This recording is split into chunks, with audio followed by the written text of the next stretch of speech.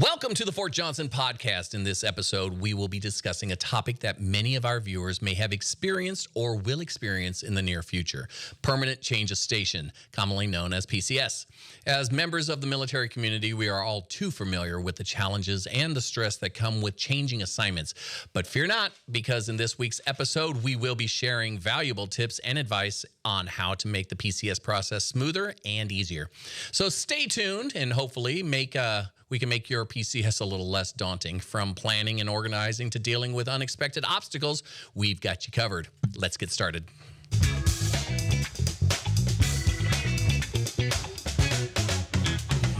Good morning, good afternoon, good evening, whenever you're watching this podcast. I am Jeff England from the Fort Johnson Public Affairs Office, and we are in the podcast studio. Today with me, I have a very special guest from probably the office that is most popular and everyone loves, Mark Anderson. So you are the Chief of Military Personnel Services Division, and I have a feeling that out of all the people that a lot of people, all of our military people want to spend or have to go see, and you're one of their favorites. Of course I am. Of course, because you bring good news, bad news, all kinds of news, and exciting stuff all the way around. And it's not just one specific thing that you do all the time, which your main thing is PCSs, right? It's a little bit of everything. We handle every soldier that arrives to Fort Johnson. While they're here, we help them with their records. We assist every soldier that leaves Fort Johnson, no matter how they leave. And then we also provide the ID card services. So that's probably our largest. ID cards. Everyone has to get an ID. I just, I have an antique now for an ID card, and it's not even blue. It's pink or red or whatever. It's pink. It's pink, and I still have it. But the other ones are all they've all changed to there. So we all have CACs now. Of sorts. So well, there's chip. They have a chip, or they don't have a chip. So, well, of course. The new or the civilian and retired ones don't have the chip. Family member cards, the retiree cards, they still don't have a chip. It's too expensive. Nice. So, PCS season there. Why is honestly, I could pretty much figure out why we have an actual season where the PCSs all happen at the same time, and we lovingly call it PCS season. Is that because of school getting out and all that stuff to make it easier on families? For the most part, yes. It's easier to move families when there's no school in session. We call that the summer surge. And so we're expecting. Are we expecting a? Well, ours has already started, right? It has. Technically, it's already started. Like now, we're already processing the assignments for them, creating orders. But the actual moves will happen during summer, like June, July, August. Now, we have a change of command coming up. So officers and commanders are pretty much on that same scale or on that same schedule, huh? Across the Army, yes. Oh, wow, that's it. Actually makes a lot of sense, but that's just me. And but do we have? I've noticed that there's a lot of back when I was in, it was a lot of randomness. It's like they send you where they need you at that moment in time, and then sometimes you might get lucky and get an installation that you like from your wish list. Your wish list, and that's exactly why they call it a wish list. But apparently, that's not the way it works anymore. I heard something like IPSA. IPSA, yes, but it's also where there's availability. If there's a spot open, you can go there. There are still branch managers up at Human Resources Command at Fort Knox, so they manage where everybody goes. So yeah, they manage it, but it's a little easier. So if one of our viewers, listeners are watching, and they were to go to the IPSA site, is that where we fill out our dream sheets now? It is. Okay, so we go to the IPSA site, and from my understanding, please please tell me if I'm wrong or expand on it. The IPSA site is, you can go there. You can actually look to see where vacancies are and where people are needed. Is that correct? And then start changing your request to match up more closely and get a better chance of getting something on your wish list? Or is that just something I dream up? No, there's a process to it. When HRC provides those available spots, a soldier can go in, look to see where their options are. It's separated between officer assignments and enlisted assignments, so that strength manager, they provide the options, and it's a marketplace. They go out, they look. If there's availability, they tag it saying, yeah, I'd like to go there. And if they're a match, then there's an opportunity for them to receive that assignment. I know that when I joined, it was here, fill out everything and wish for the best, and none of it came up for me. But it was like 3 assignments, right? Yeah, 3 and no, actually, I didn't even get to do 2 that. overseas. I didn't even get that. I wanted overseas, and they wouldn't send me overseas, and they sent or they put in. Okay, you're going here. That's all I got. And it's like, that is nowhere near anything that I wanted to go. I went from the Southwest United States to the Southeast United States. Like, that's not right. But after that, then I went to Korea, and that's when I was able to pick. They reduced it to like 3 areas. Okay, here's your 3 choices. Or you could put in for whatever you want, and hopefully you'll get something. The Army, yeah, or needs of the service. Yes, right? But they gave me choices. So from Korea, I got to pick. They said, "Here's openings that you got. Which one most is interesting to you?" So I went with Italy, of course, because why not?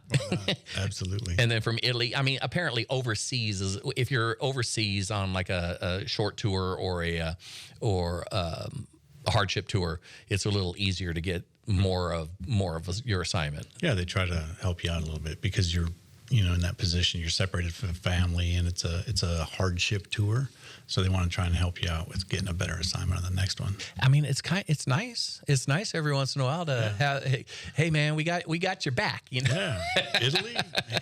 Italy was nice. It was really nice. So let's see. Let's walk this through from the beginning. Let's go with people just joining, because I have a feeling that if we were able to, if somebody just joined, they're getting out of basic, they're going to AIT, and they get their assignments, and it says you're going to Fort Johnson. For this person that's brand new, they don't know it's going to be their first PCS, their first installation. So let's walk through and see, what would you recommend that they do to make moving here for their first time? So the easiest thing to do is get on the Fort Johnson website. Like every installation across the Army has their own website. Fort Johnson's website has a lot of different information, different areas you can go. Their sponsorship page, their newcomers page. It gives brief blips and blurps of services and things that are provided here at Fort Johnson. So that's your first look, and then you can get online. You start searching the immediate area just to kind of see what you're getting to.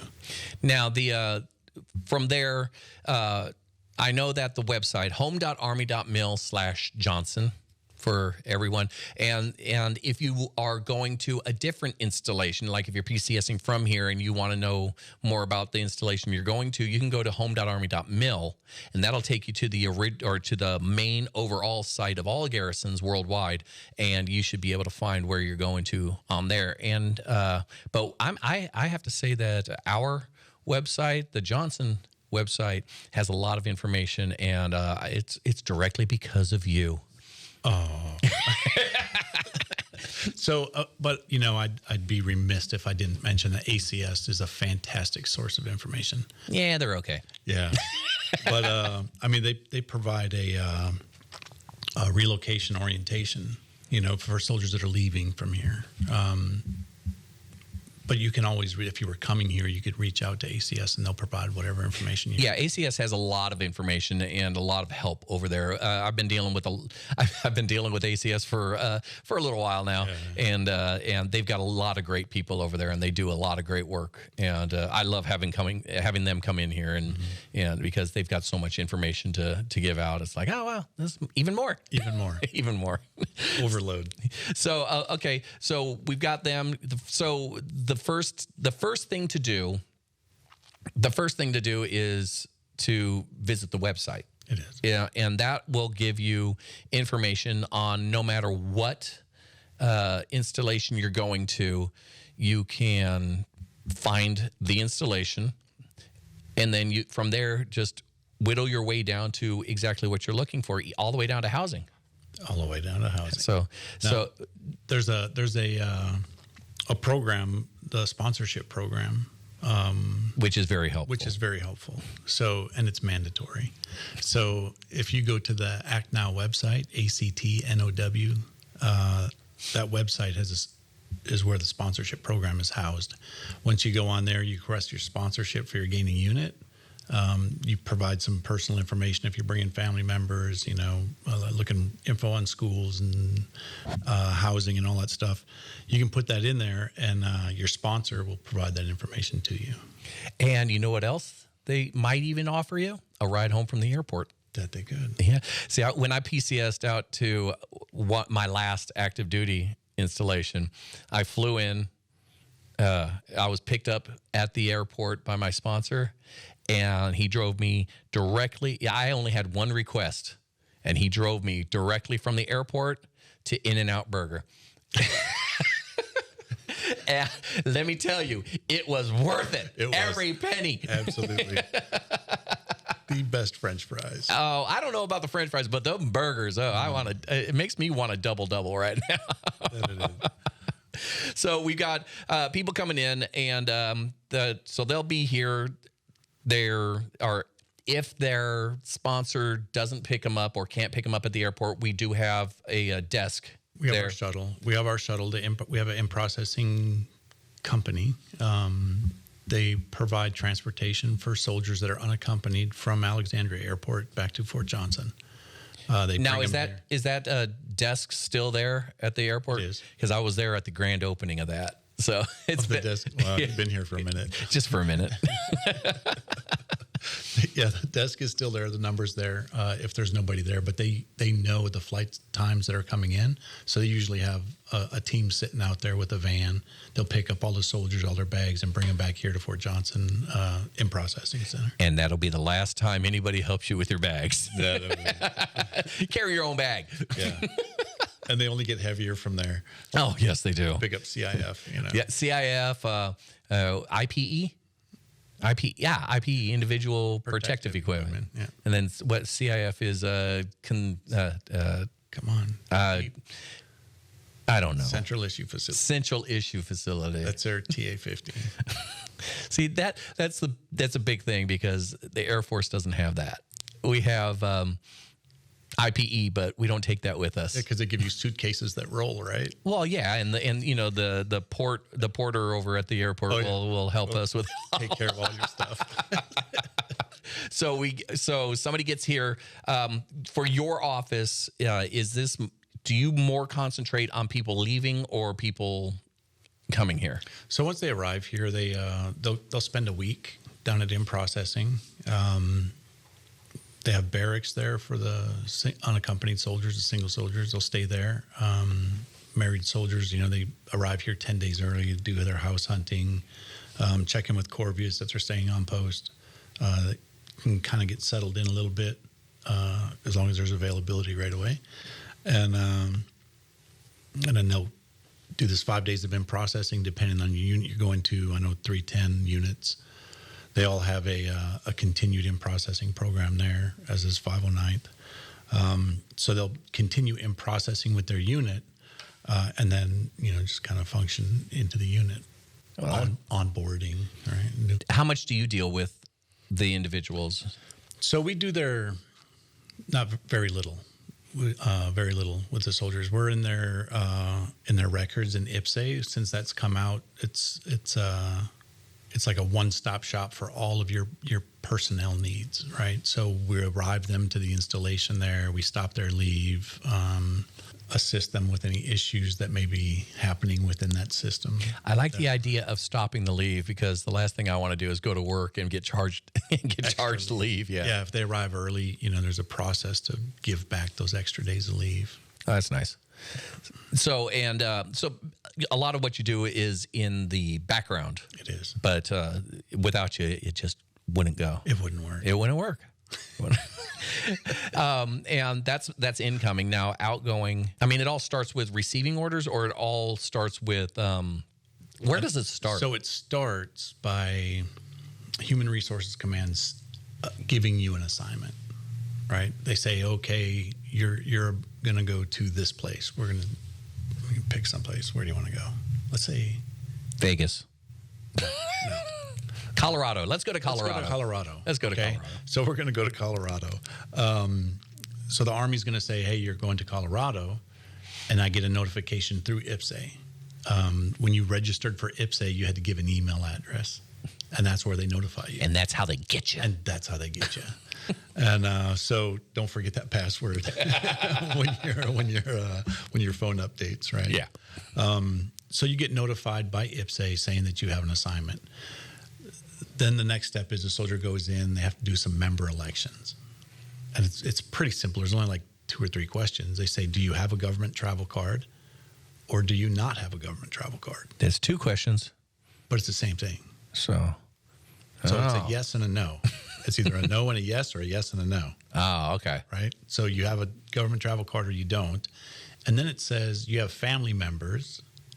If you have family members registered in DEERS, dependents, they'll show up on there, and you have to choose whether or not they're traveling with you. And if they're not traveling with you, where are they going to be? They're either going to stay at home, they're going to remain, where they're at, or you're going to move them someplace else, or they're going to travel to your next assignment with you. I imagine that families can go to Korea with them now. And if you go to Korea, be sure to check out the Amethyst Mine. I forget which island it's on, but it's like the world's largest amethyst mine. Really? Yes. Every place you can go in the military has something unique to experience. And no matter what PCS, no matter where you PCS, it's only going to be as good as you make it yourself. 100%. Yeah. See, I learned a little too late in my career that I could be miserable anywhere I go. I have a unique talent. It turns out that it's all a frame of mind. Go someplace, say, I'm going to have a good time here, and all of a sudden the world opens up and you have a great time. And, yeah, I'm looking at you. There's a couple things that'll help you with that, though.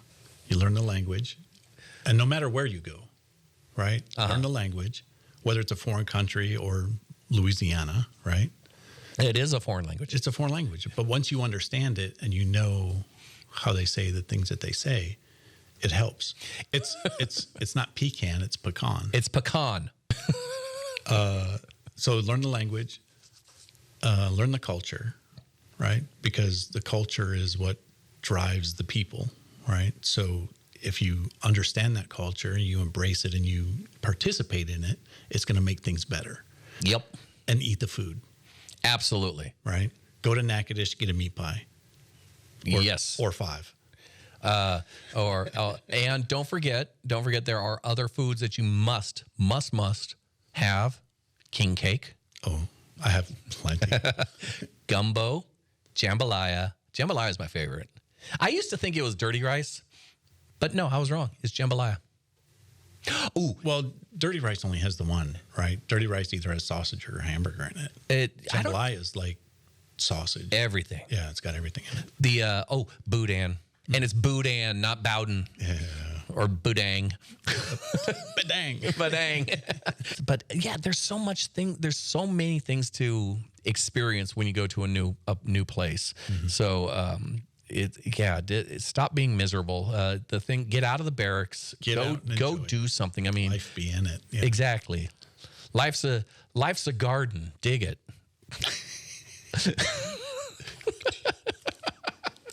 What was that? That was Joe Dirt, wasn't it? Yeah, I think that was Joe Dirt. Okay, so we've got orders. We came here. Yep. We filled out. Now we're in the middle of our. It's usually about 2-3 years, right? For 2 years. Yeah. for here. So you'll be at Fort Johnson for about 2 years. It's a minimum of 2 years, right? Unless because the Army moves you. Once the Army moves you, they want their, payback, right? So they're going to keep you there for a little while. Yeah. Because it's expensive. I mean, it's expensive to move. It's like having a car. You can't buy a brand new car every month. No. You got to keep it for a little while. Get that equity. Get the equity, build up the equity. So we're here. When should somebody start looking into IPSA and filling out the paperwork and saying, okay, I know I'm going to be coming up for PCS soon. So here, let's start getting our ducks in a row. About how far out or how long should you be someplace before you start thinking? So for a stateside assignment, if you're here for a normal 2-year thing, after you're here at 1 year, now is when you should have all your where you want to go next, because they start looking at things a year out. A year out. Gotcha. A year out. Yeah, they did that to me. It does make sense now that you mention it. It's like, yeah, about a year out. So you put it in, and then down the line comes your papers. Down the line, you're going to get notified that you're on assignment. And there's really nothing else to do until you're on assignment. Now, and that actually tells you where you are going. Where you're going to go. It's going to say, hey, you're going to Colorado. Yes. Right? So now you found out you're going to Colorado, you're going to get into IPSA, and you go to the little member election thing. It's going to have a little alert that says, hey, you've got an assignment. You need to do your member elections. So you go in there, you do the government travel card thing, right? And then you make your choices if your family's coming with you or not. Like, of course, you want to bring them to Colorado. Oh, yeah. Everybody's going to learn to ski. Right? Absolutely. So we got our first winter activity, right? So, yeah. So I do my member elections. And then once I do those, we created a system here, a personal action request, a PAR. And this is to assist the process. By doing this PAR, it's going to notify the unit, and it's going to also notify the MPD, the reassignment section, that you've completed your member elections, and there's things for us to go in there and do. We have to go in, we verify that they're eligible for the assignment. There's nothing that stops them from going a profile or a flag, unfavorable action that they can't leave on. Make sure that they're medically ready to go, and then their family is also ready to go.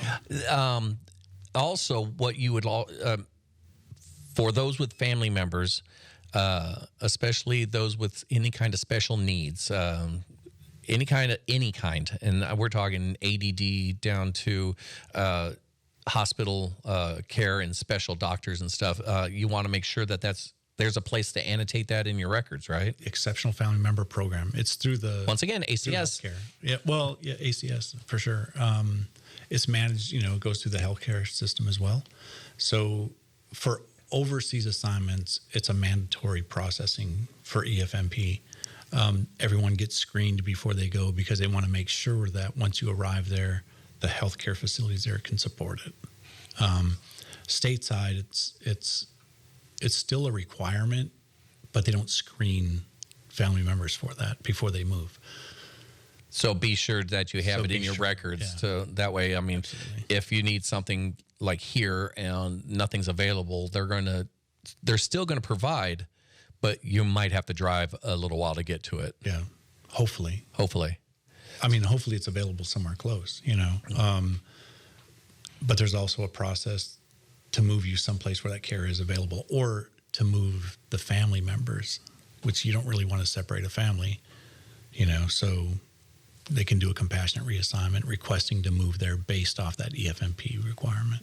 And so what would be the next step to do? So once they have their orders, right, we completed all the processing, they have their orders, we're going to send those back. The soldier just goes into IPSA and prints those out. They're available there. Print them out, and they take them, because we're going to Colorado, it's a lot easier, right? We don't need passports. We don't need anything like that. But they're going to go to transportation. They're going to go to the move.mil website, self-counsel. If they have questions, they go to transportation, ask them, hey, I have a motorcycle that I want to ship there because I want to drive my car. transportation can answer that easy. So yeah, you can ship your motorcycle. You just can't have gas in it. Well, that makes sense. Right. I mean, Because you don't kind of flammable. You don't want all your stuff smelling like gasoline anyway. Right? No. So you go to transportation, you can go to ACS, get that relocation brief, and they'll talk to you about, Colorado, where you're going, things you should watch out for. Altitude sickness is a thing, right? So you got to get used to that. Is it really? It is. Wow. Oh, is it just because of the lack of oxygen or something? It is. You get a little lightheaded for a little while. That makes sense. So we got that. You go through that. And how close are we now? So we're at orders. So hopefully you get your orders 120 days out, hopefully, depending on how soon you get your assignment notification, right? So the orders are made based off the soldiers' elections because we put that information into the order if they have a government travel card and if their family members are going. So we have to know that so we can put that in the order. Then we create that order, we approve it, and then it's available. So the soldiers now got their orders. That order is what pays for their move, right? So when they go to transportation, that order number is going to be placed on their transportation move so they can pick up their household goods, pack it all up, move them out to Colorado. It's also going to pay for them driving. It's going to pay for the incidentals while they're driving there. They got to stop for a hotel overnight because it's more than 400 miles. Do they still do Diddy moves? You can. Nice. Diddy moves became very popular during COVID. Because there was like a shortage of packers to come and pack up your stuff and ship it.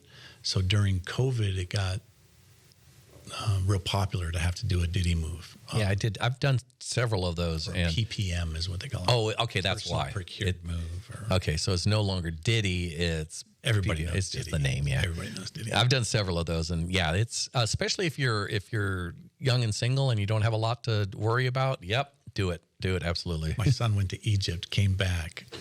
He said, "Oh, I'm going to do a Diddy move because I'm going to make a lot of money." So from San Antonio to Fort Moore, Georgia, load up a U-Haul, and I get to drive this U-Haul. Dad moving service, right? So I'm sure he didn't pay you. Yeah, exactly. He was telling me how much money he was going to get. And I was like, "Where's my paycheck?" Well, we'll pay for the gas. Thanks. And I'm sure he had you buy lunch too. Yeah.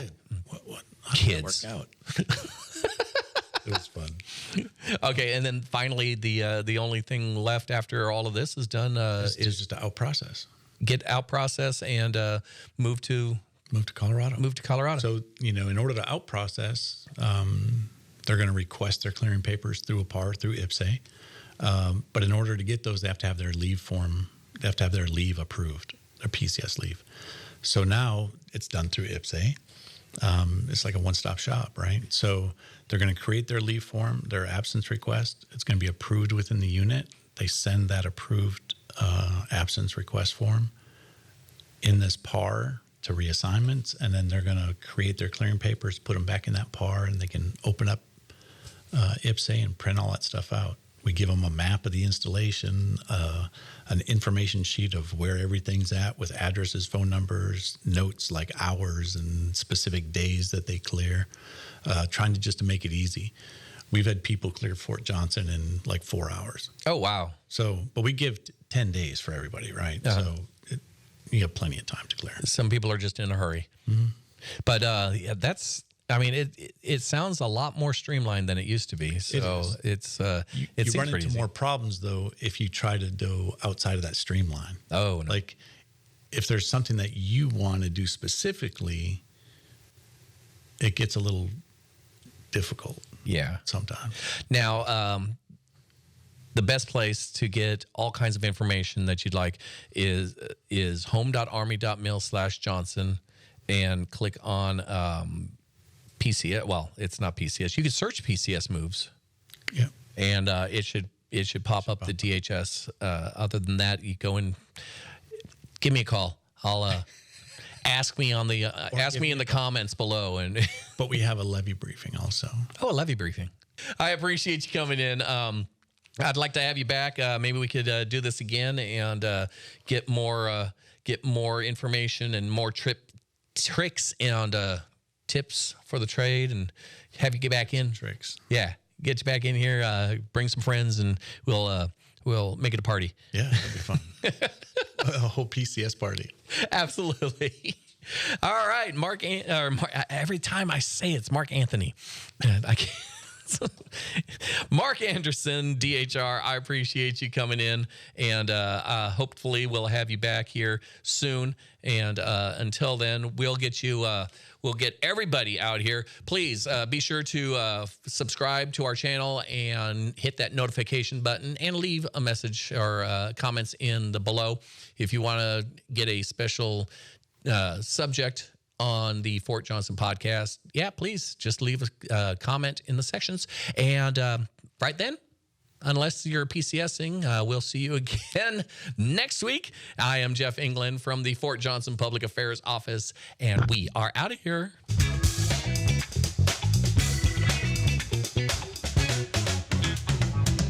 That was easy.